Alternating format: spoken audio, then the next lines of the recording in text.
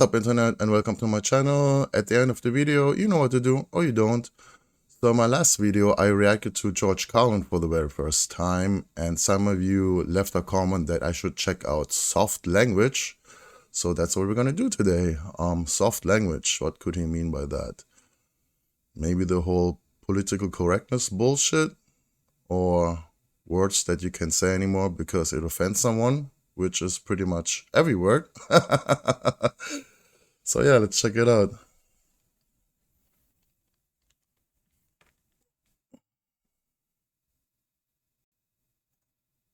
I don't like words that hide the truth. I don't like words that conceal reality. I don't like euphemisms or euphemistic language. And American English is loaded with euphemisms because Americans have a lot of trouble dealing with reality. Americans have trouble facing the truth. So they invent a kind of a soft language to protect themselves from it. And it gets worse with every generation. For some reason, it just keeps getting worse. I'll give you an example of that. There's a condition in combat. Most people know about it. It's when a fighting person's nervous system has been stressed to its absolute peak and maximum, can't take any more input. The nervous system has either PTSD, right? Oh, that's how I know it, PTSD. snapped or is about to snap. In the First World War, that condition was called shell shock. Simple, honest, direct language. Okay, shell shock. History lessons, nice. That sounds... 2 syllables, shell shock. Almost sounds like the guns themselves. That was 70 years ago. Then a whole generation went by, and the Second World War came along, and the very same combat condition was called battle fatigue. 4 syllables now. Takes a little longer to say. Doesn't seem to hurt as much. Fatigue is a nicer word than shock. Shell shock. Battle fatigue. Then we had the war in Korea in 1950. Madison Avenue was riding high by that time. And the very same combat condition was called operational exhaustion. Hey, we're up to 8 syllables now. And the humanity has been squeezed completely out of the phrase. It's totally sterile now. Operational exhaustion. Sounds like something that might happen to your car.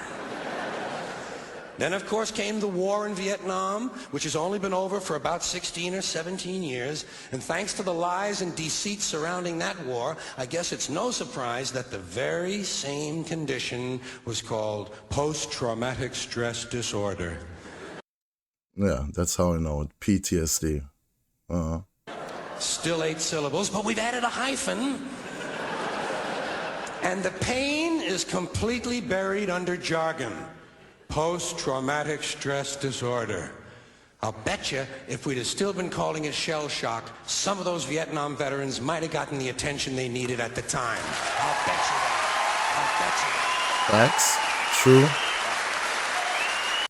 Words matter, you know, the way you say it. Shell shock. PTSD.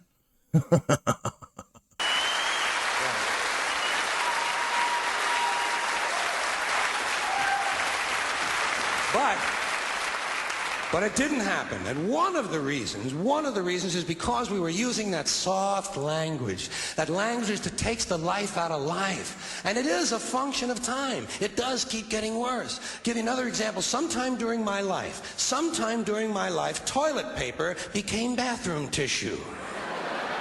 I wasn't notified of paper. this. No one asked me if I agreed with it. It just happened. Toilet paper became bathroom tissue. Sneakers became running shoes.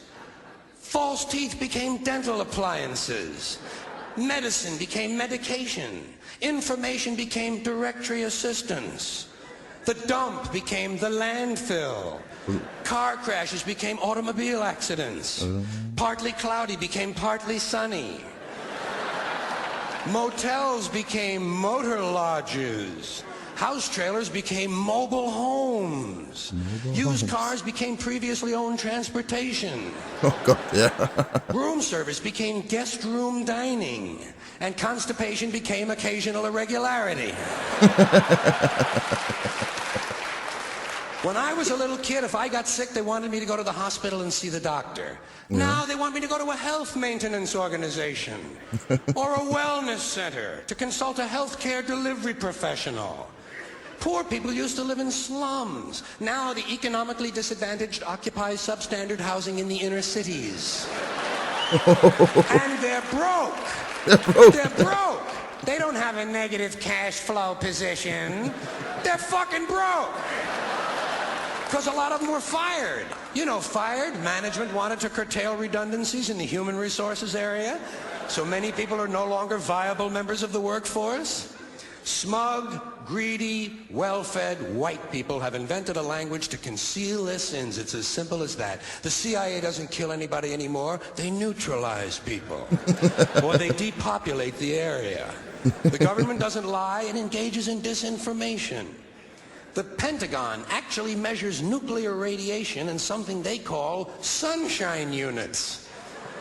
Israeli murderers are called commandos. Arab commandos are called terrorists. Contra killers are called freedom fighters. Well, if crime fighters fight crime and firefighters fight fire, what do freedom fighters fight? They never mention that part of it to us, do they? Never mention that part of it.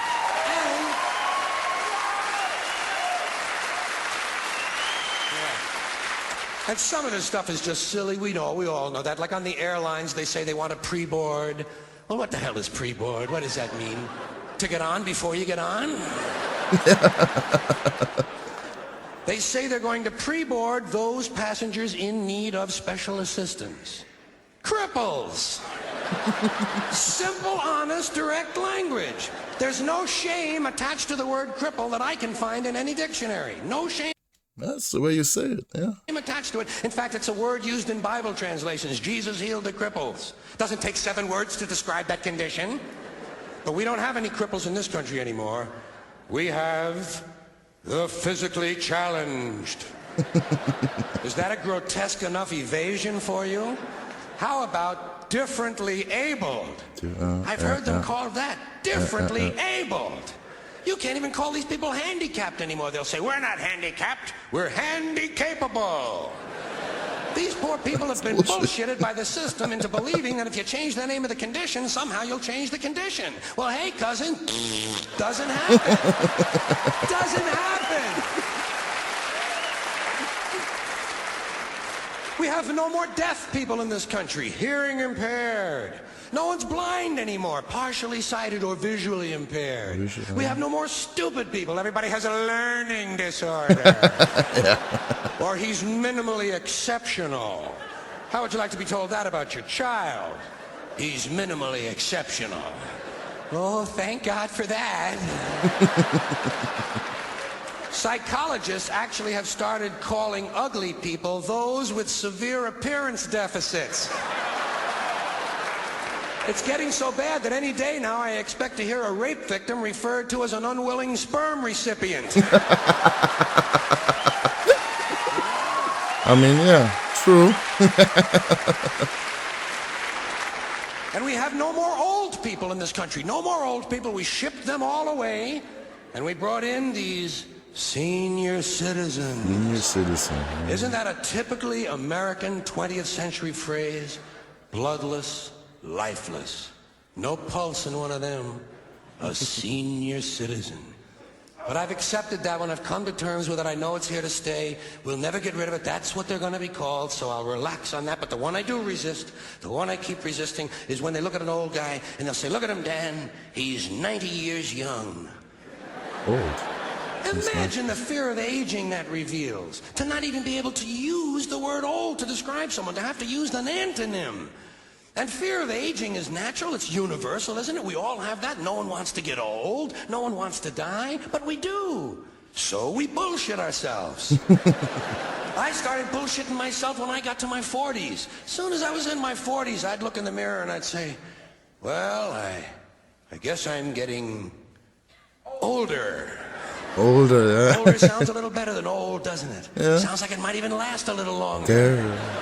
True. Bullshit, I'm getting old. And it's okay, because thanks to our fear of death in this country, I won't have to die. I'll pass away.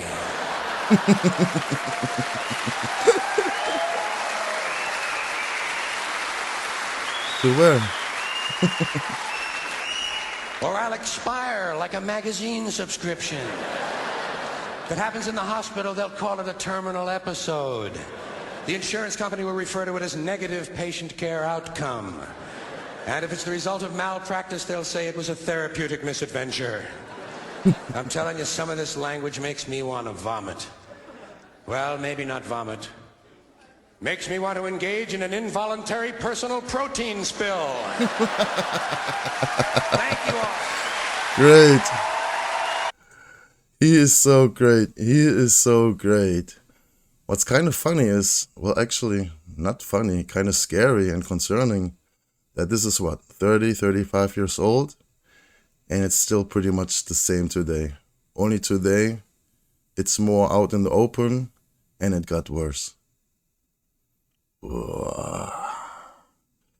Anyways, thank you for watching. Hope you enjoyed it. If you got a video you want me to react to, let me know in the comments below. Other than that, I'll see you in my next video. Take care and bye-bye.